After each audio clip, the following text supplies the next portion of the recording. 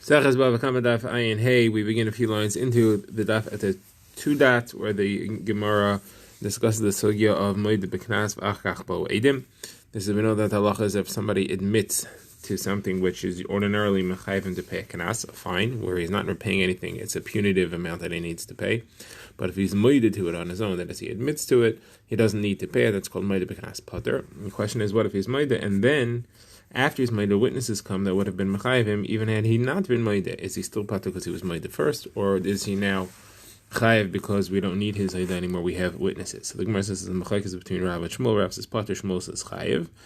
What are their sources? So Rav Bar Hilai says Pshat and Rav is because the Torah twice tells us that a moed b'knas is pater. One it says explicitly Asher Yashiyun Elohim Yishalim Shtayim L'Reyehu, only where the judges paskin that he is chayiv, he needs to pay kefel. Kefel, the second time that you need to pay the value of something that you stole, that's a knas.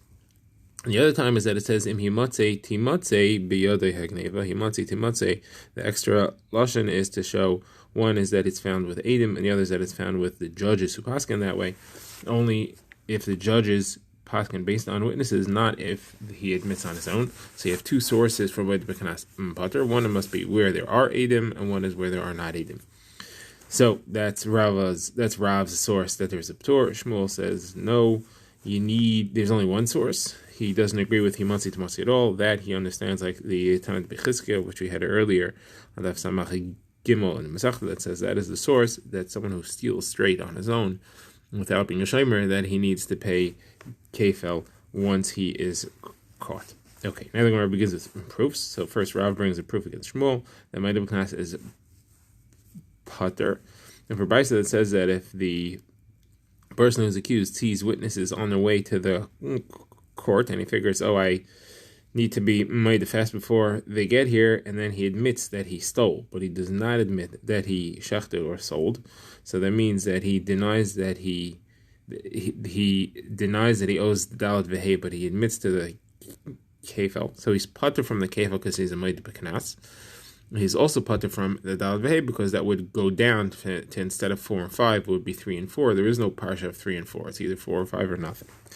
Now, this is the Tana Kamma there, and the Tana Kamma is clearly saying that even though the witnesses are on the way because he was moed first, he is pater. So you see clearly, moed b'knas, even though the witnesses are about to show up in a minute, and they do show up, and they testify against him, he's pater.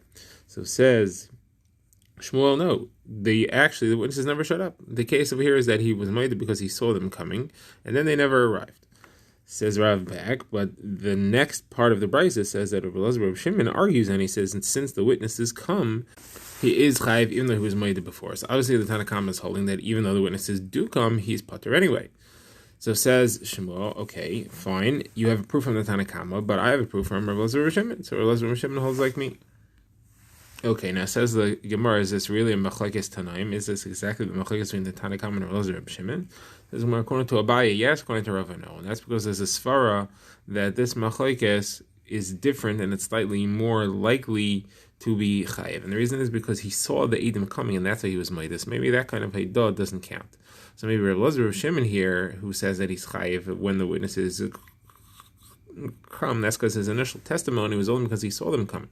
But had he been moed totally on his own, where he had not known that they were coming at all, and then witnesses come, okay, he was moed on his own, and there's a ptor. So therefore Rav could say that everybody here will agree with him, or Rav Shimon will agree, because here the only reason he was moed was because he saw the witnesses. However, according to Abaye, it's worse, and there's no way that the Tana Kamma is going to fit with him, because the Tana Kamma holds that he's pater even though he saw the witnesses coming. Certainly he'll be pater if he never saw the witnesses coming, and it would not fit with Abaye, who says that he's chayiv.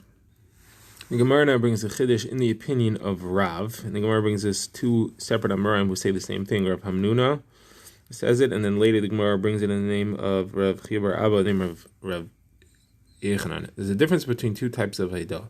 There's a haydah where it's mechayvi something, because you're moed, you do have to pay something. And then there's haydah where if we say haydah, where if we say moed b'knas pater, you get off scot-free. On that, Rav does not say your pater if witnesses will come, because what does he have to lose? He'll just be moed and then he'll be free.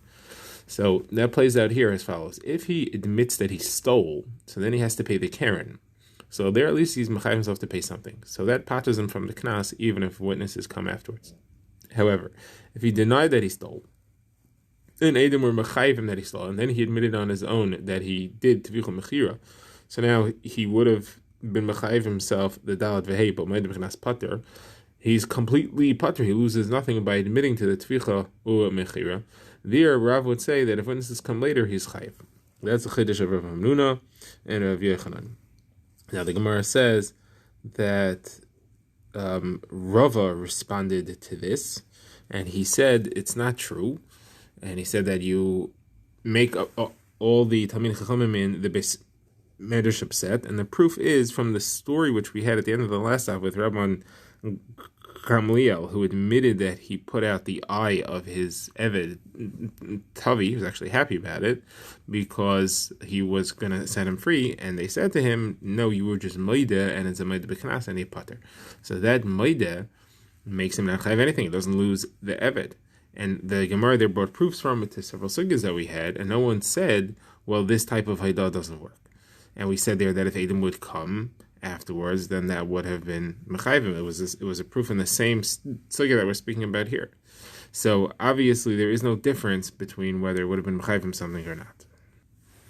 Now, Rav Asher brings a raya to Rav Yechanan and Rav Hamnuna from a Mishnah and from a Brisa, two separate rayas. So the raya from the Mishnah is from our last Mishnah. Now the Mishnah said as follows: it discussed halacha, which is the same for an Eid Echad and a Moed B'Knas. And the way it set up the halacha was that if somebody has witnesses came and established that he stole, so he's chayiv kefel, but then he's either Moed or has Eid Echad on the Geneva, on the Tfichel Mechira, he's pater for that. He's pater if he's Moed because Moed B'Knas. Pater because of the Eid Echad, because Eid Echad is not enough to be mechayvim. So the Gemara, Rav Ashi asks, why did the Mishnah have to talk about where witnesses came that was mechayv him the kefel? Why don't we just say there was no witnesses to be mechayv him the kefel, and he was either made on the whole thing or Eid Echad came on the whole thing, and over there he would have to pay the keren. If he's made on the keren, he's mechayv himself the keren, and the rest of it he's pater on. Obviously, the reason why we didn't want to say that is because we wanted to make the Moide and the Eid Echad have the same halachas. And that's why we wanted to put them together as one, and the halacha should be the same. Now, if you say, like Rav Yechanan, this makes a lot of sense. Because the halacha of an Eid Echad is that if another Eid comes, then you'll have two Eidim, you'll be chayiv. The halacha of a Moed B'Knas, if other Eidim come, has to also therefore be a situation where if other Eidim come, they'll be mechayiv. According to Rav Yechanan, that is true where there were witnesses on the Geneva, and the Geneva is established without his Haidah. Therefore, his Haidah is not mechayiv him anything, and it's meaningless. When Eidim come, they're mechayiv him. We could not have said that there was Haidah, because since Haidah would be mechayiv him keren, if Eidim were to come afterwards, then the Eidim would not be mechayiv him anything, because his Haidah would be good, and then it would be different than the Eid Echad. Therefore, we had to talk about where two Eidim came, not that there was Haidah on the keren. Therefore, the Gemara makes sense in that it talks about where there was Eidim that came, and not Haidah on the keren. If, however, you don't say like Rabbi Yechanan, and there isn't a difference between the Haidah on the Geneva and the Haidah and the Tvicha Mechira, why don't you just say that the entire thing was all Haidah? Why do you have to talk about Eidim on the Geneva and Haidah on the Tvicha Mechira? Now, the right from the Brisa is from the one we said earlier, where the Brisa says that he saw witnesses on the way, and therefore he hurried up and he admitted that he stole, but he still denied that he did Tvicha Mechira. So there the Brisa paskins that he is pater from the kefil, because that's kanas, and therefore he only pays keren. Now, the Gemara's question is, why do we say that he's moide on the Geneva? Why don't we say he's moide on the Tvicha Mechira? And then you would have another added halacha, that even in a situation where he's not admitting to anything and witnesses are on the way, still he paters himself by admitting. Why don't we say that case? Why do we speak about the Haidah on the Geneva? Obviously because it's only true on the Geneva. Only on the Geneva, where he's still being mechayiv himself the keren, does he get off of having to pay the kefil even though witnesses are on the way. So that's another proof to Rav Yechanan's halacha. No, this one the Gemara rejects because the Gemara says, no, there's a reason why it's a big chiddush to say that he was made on the Geneva, and that's if he's made on the Geneva, even if witnesses later come to establish that he did Tficha Mechira, he's still patur from Dalad V'Hei. Because like we said earlier in the daf, you can't pay Dalad V'Hei and not Kefel, because then you end up paying a Gimel V'Dalid, and there is no Parsha of Gimel V'Dalid. The Gemara now wants to say that this issue of whether a Haidah on something where you're not admitting to anything, such as the Haidah and the Tficha Mechira, whether that can still pattern from a Kanas even if Edom come later. The Gemara wants to say that that whole issue is a Machlekes Tanaim. The Gemara is going to bring a Brisa which has a Machlekes between Rabbanan and Sumchos. I'm going to have a hard time figuring out what the case that they're arguing over is. I'm going to end up saying that it's not any of the cases mentioned in the Brisa. We're going to have to bring in another case, and we'll make it our case. So let's see the Brisa. The Brisa has two halachas by the Tana Kamma and a statement of Sumchos, which we're not sure what he's arguing on. So halacha number one of the Tana Kamma, again, the case for all of these will be you have two witnesses that testified to a Geneva and testified to Tficha u Mechira. So case number one is that they were found to be Zamim on the Geneva. So the Tana Kamma says, if there's Zamim on the Geneva, the entire Edus is Batla. Edus Shabbat Musas Batla Kula, because if you haven't established the Geneva, even if there is a Tficha Mechira, it's meaningless. The second case is where they became Zaymimim on the Tficha u Mechira. So here the Tana Kamma's psak is, since their original testimony on the theft is established and unchallenged, the thief Taka has to pay kefil for that. They want to be mechayvim an additional 3, so therefore they have to pay that to the person that they accused of being the thief. Now, Sumchas says the following thing. Sumchas says, no, they pay kefil, and he pays the 3. Says, well, what's he referring to? If he's referring to the first case, how could that be? We were mazim the Geneva. There's no Geneva. Eish bat muksasa badla kula. There is no edus. There's nothing to be mechayev them or him. Why should we be mechayev him to pay the 3? There is no testimony that any tficha mechira happened on anything that got stolen. We haven't established a theft. So if we're talking about the second case, so then how would this make any sense? They were zaymimim on the tficha mechira, so they have to pay for that, not him. And the truth is established about the Geneva, so he has to pay for that, not them. So Sumchos, therefore, we don't understand what he's referring to. It has to be referring to a totally new case. And the Gemara, therefore, brings in the only possible case that this machlokes between Rabbanan and Sumchos could make sense, and that's as follows. 2 witnesses came first, and they said, you stole. He said, yes, I stole. That's not a Haidah because they testified first. And then on his own, he said, and I also did Tficha Mechira. Then he said, you, however, were not present when I stole, so you can't know about it. And then Edim Zaymim and Edim Azimim came in, were Zaymim, these two, that they really didn't know about it. Then the original Ba'abayas brought Edim that he actually stole and did Tficha Mechira, so that's established. Now, what do you mechayiv him? So Sumchas here says as follows. The Edim Zaymim have to pay for the kefil that they said he stole, and they said falsely that he's the one who stole that. Even though it's true that he stole it, they didn't see it. They were mazimim, they're Edim Zaymim, therefore they have to pay the kefil. And Sumchas says further, the Haidah that he said about the Tficha Mechira, that is not a real Haidah, because he was only moeded to that because of the witnesses that came about the Geneva, which happened to be false, but he was moeded to that because of the original Eidus that he had. If not for that Eidus, there would never have been Geneva established. Tficha Mechira would be meaningless. So that Haidah is not a Haidah either.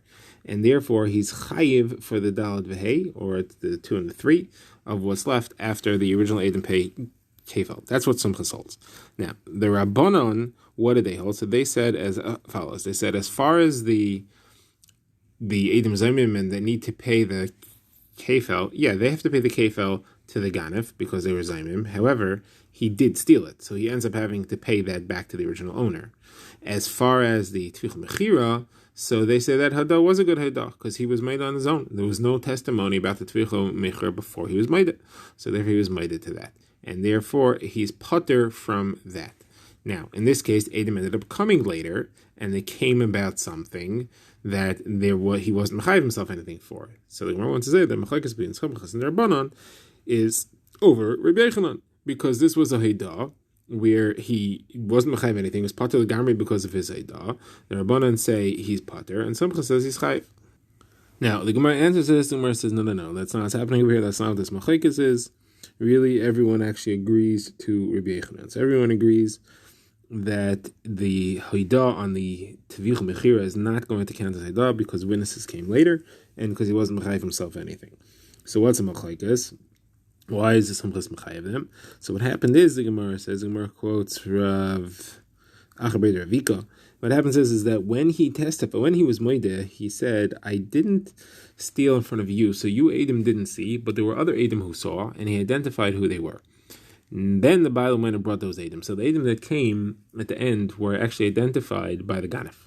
Now he can't be mazim them because it's impossible, because he already said that they were there. So it's what's called Eidus Shi'at Yachal Hazima. As a Machlekes in Shas, Eidus Shi'at Yachal Hazima, Eidus which can never become Zaymim, are they valid Edom or not?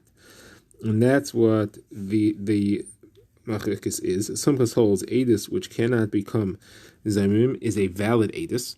Therefore, their Eidus is valid, and they're Mechayiv him what's left of the Tvicha Mechira, they're Mechayiv him the Beis V'Gimel. Now, the Rabbanan hold it's Eidus Shi'at Yachal Hazima, so therefore he's parted from it, and he doesn't have to pay that amount. Now, the Gemara quotes the Machlekes about Eidus Shi'at Yachal Hazima. The Gemara brings it from Shas. Machlekes Eidus Shi'at Yachal Hazima, is it a Machlekes or not? The Gemara says that we have a psak though. We have a psak that Eidus Shi'at Yachal Hazima is not good Eidus. So how are we discussing it over here? So Gemara says no. That's talking about the reason you can't be mazamit is because it's not specific. It doesn't say, the Edom never said on the day and at the time that it happened. Therefore, you can't be mazamit because there's not enough information. Here, this is a different type of Yachal Hazima. This, he can't be mazamit because they're so strong, because the person that they're testifying against himself admitted that they were there. That's a much better type of Yachal Hazima, and there could very well be that it's a kosher edus, not like the edus where you didn't have specific information. The Gemara has one final question on the way we set up the case. We said that the edim who are found to be zaymimim, who testified that he stole, they have to pay kefel. That implies that they pay the karen and the kefel. But since the thief was moeded that he stole, he has to pay the karen. He has to pay it anyway. They would have only been mechayiv him the kefel. So all they should have to pay is one time for the kefel, and not the karen and the kefel. So my answer is, yeah, that's what we meant. We meant that they have to pay the kefel of the karen the second time, the value, not that they have to pay the karen also.